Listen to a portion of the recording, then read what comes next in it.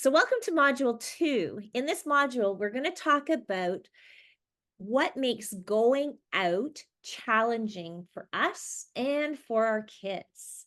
So, Alicia, you take it over.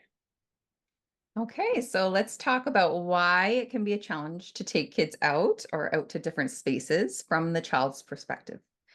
And we will consider what may also make it hard for us as parents, caregivers, guardians, or educators to take our kids out into the community on field trips, into different spaces at school, like the gym versus the library, one classroom hallways, transition times. So there are several elements to this. One is the sensory aspect. So we all have personal sensory sensitivities of all kinds, and the sensory impact of the environment is also included in that. So that can be people, sights, sounds, and anything else that we take in with all of our senses. Sensory overload can lead to meltdown, shutdown, stress, and anxiety, which can be super duper challenging.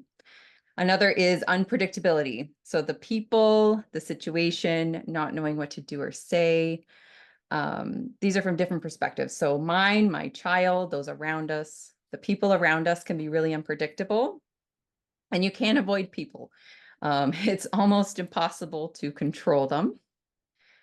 There are unexpected changes and transitions. For example, transportation delays, waiting in lines, crowds, staff changes, people's attitudes. Fire Um, alarms that are yeah, unexpected. yep, anything can happen. There's so many things that can happen. Another thing that makes it challenging for us is not understanding. So maybe we don't know the rules or the expectations, um, or understanding or maybe noticing the different forms of communication. So verbal communication, visuals, nonverbal, environmental cues. It could also just be a mismatch of cues or communication styles. There's also a lack of support. That's another challenge. So, and by support, we mean quality support. So somebody who's neurodiversity affirming is quality support. Another form of support could be dog guides.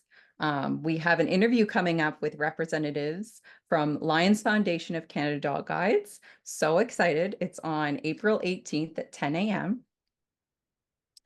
Another challenge is as parents and educators, we might be getting in our own way too. Increasing the anxiety of the situation environment with our own worries and stress and fear that we might not even realize. So there could be a fear of judgment. I have a little bit of a story to share. Um, when my oldest was little, we tried taking him to a sensory-friendly screening of a movie. And it's meant to be accessible, but we were getting our little guy in, and he was just having a little bit of a harder time kind of getting into the theater.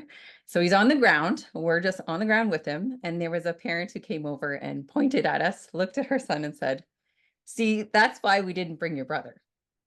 Um, so that kind of fear of judgment can be really, really challenging for us while we're out. And now, Haida, I hear there's a really great book coming up for book club.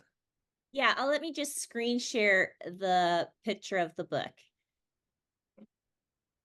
I heard Mercedes, the author of this book, speak in an interview on a behavior summit by Behavior Revolution. And so Mercedes has put out a book called Shame Proof Parenting. So we're going to do this for book club. So you can watch for that in the coming months too. Perfect. I'm excited. And so another challenge for parents is the unwanted attention. I have another little couple stories to share. We recently had a new respite worker, so we've been getting to know him, and he shared a couple of his stories. And he's kind of trying to ease our worries too, which is really great. And he was talking about how when he takes clients to the park, if there are kids there, let's say there's 5 kids there, and 4 of them's parents take them and leave when they arrive. Great. The outlook is that they have one child left to play with. And maybe that'll be the best experience anyway, because they're willing and happy to be there as well. Another story he told us was about, or an outlook, I guess, is that let's say you go to a movie theater and we're trying with our older child to go to a movie theater. And let's say he's having a hard time. He's not going there to give everybody a hard time or make everybody's time harder. Um, the idea is that he's not wanting to disrupt anybody. So either the people around you can leave, they can leave the experience, or they can help. Which is a good way to feel when you're in that situation, is like, yeah, that's true. We're not there to disrupt you. So either you can choose to leave or you can choose to help. Hopefully people help. But that can be really triggering as a caregiver because we're always worrying about accommodating others and making it a good time for everybody else. Another challenge for us is misunderstandings and communication differences. And there's a higher potential for confrontation and conflict with others when we ourselves are feeling anxious. Yeah, thanks, Alicia. Those are really good points. So now it's time for you to check out the reflection questions in your workbook. So the questions are, what makes it most hard for you to go out? What makes it hard for my child or my student? And is there anything missing from the list that Alicia just spoke about?